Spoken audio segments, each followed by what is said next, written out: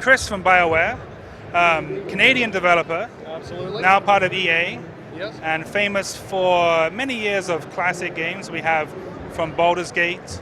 Baldur's Gate, Neverwinter Nights, Knights of the Old Republic, Jade Empire, Mass Effect, and now Dragon Age Origins. MDK2. And that as well. It's kind of the unforgotten love child, but it's a popular game in its day. So Dragon Age is the first RPG you guys are doing, medieval style RPG that's in its own universe rather than being a licensed property, right? Yes, that's correct. We've created, we call it an intellectual property, our own IP. In the past we had great success with, like you said, Dragon Age, with Baldur's Gate, Neverwinter Nights, but that was with Dungeons and Dragons. We wanted to create our own world, a little more freedom, able to develop and write the story that we wanted to tell in our own way, and so we've created the world of Dragon Age. Is the Dragon Age world a more high fantasy or more of a gritty kind of world? Well, it's got a lot of high fantasy elements in it. I mean, a lot of powerful magic, dragons, a lot of princesses to be rescued and all that sort of thing, but it is very dark and gritty as well. There's a lot of political intrigue, a lot of racial tension between the races of the world, and in Dragon Age some pretty visceral combat as well, so there's a lot to it. Now Dragon Age has been in development for quite some time. I remember 3, maybe even 4 years ago, maybe not that far, but there was a sort of intro movie that was shown that was very impressive, and then it went under the radar for a little while, and then it sort of resurfaced in the past year. The development cycle, is it taking longer than expected, or just you're doing an amazingly thorough job on it? The correct answer is it's an amazingly thorough job. No, really, we've done a good job on it, but we've done a couple of changes over the course of its life. You're right, it has been in development pretty much right from the end of Neverwinter Nights, which is almost 7 years ago now, is when a lot of the core team members started to create the overall world. But it takes a long time to develop a great story, especially when you do create your own intellectual property where you're starting right from the beginning. There's a lot of writing under David Gator, the lead writer, Mike Laidlaw, the lead designer. They're creating, crafting a world that we hope has a lot of possibilities for the future. Dragon Age Origins is hopefully not just the origin of this game, but hopefully the origin of a long-standing franchise. The subtitle, the origins aspect, I mean, that was something that was talked about a few years ago.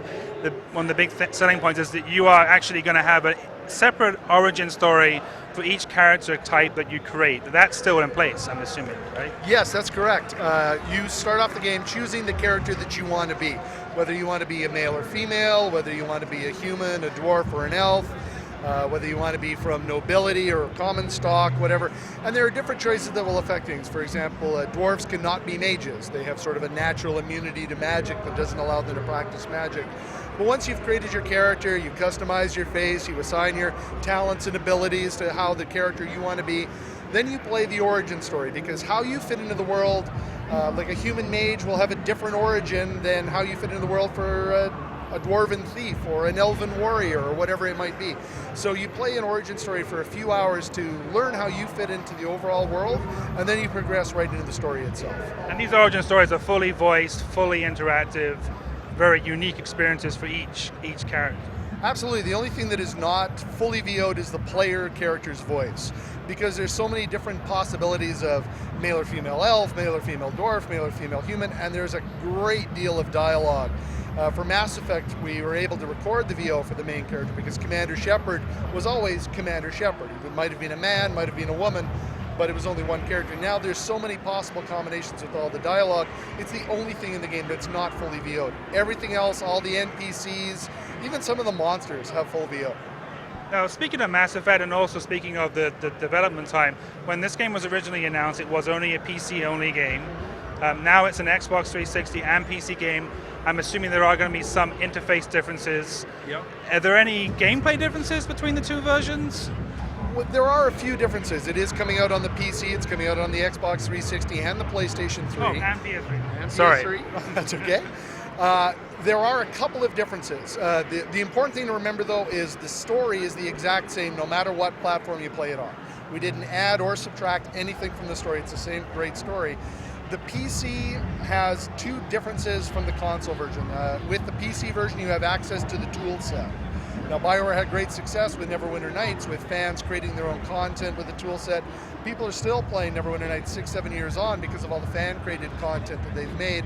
We're hoping for the same sort of thing with Dragon Age, and the tool set is only available in the PC version. The other difference, the PC version has a top-down camera view, very reminiscent of Baldur's Gate, Neverwinter Nights, and just for a memory reason, that's only available on the PC version and won't appear on the consoles. But other than that, there's obviously the interface difference between a keyboard and a mouse and either a PlayStation controller or an Xbox controller.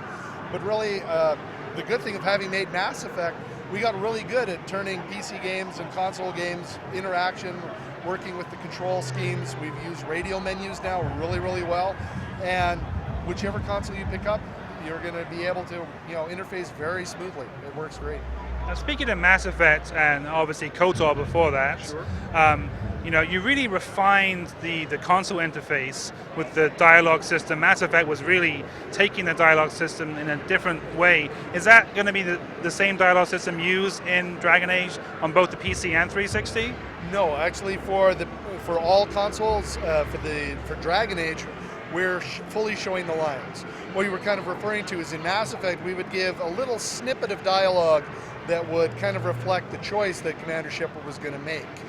In Dragon Age, because there's just so much possible choice between the characters, whether you're playing a kind and moral character, whether you're more a bit of a badass, hard-ass kind of character and a little nasty, it's up to you. There's so many different dialogue options. We wanted to fully explore it out on the line. Now, one thing that BioWare is famous for is the moral choice, something that you guys have refined over the years. Gradually, each game has seemed to be getting better and better at creating these very distinct storylines based on your choices. And I've heard that Dragon Age is really going to be the next step in that sort of like progress of being able to have not just the black and white story. I think so.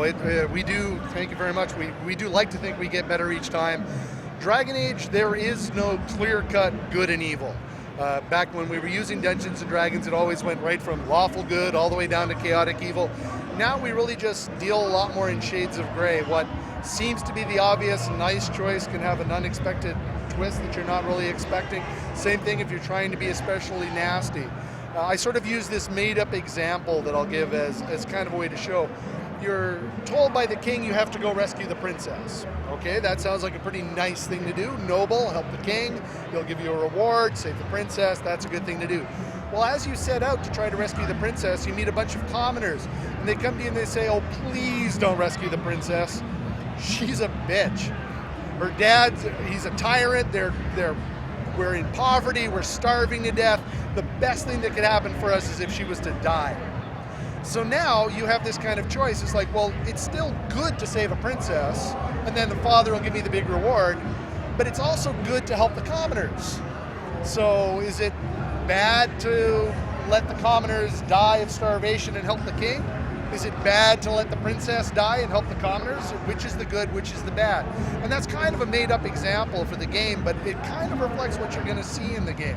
Is There's there a lot of choice. Freedom, let's say, using that example, could you rescue the princess, get the reward, and then kill the princess, and then go back to the villagers and tell them she's dead? You see, you're an experienced role-playing gamer, and we've thought of that same kind of thing as well, and there's a lot of choice in Dragon Age. I'm looking forward to that.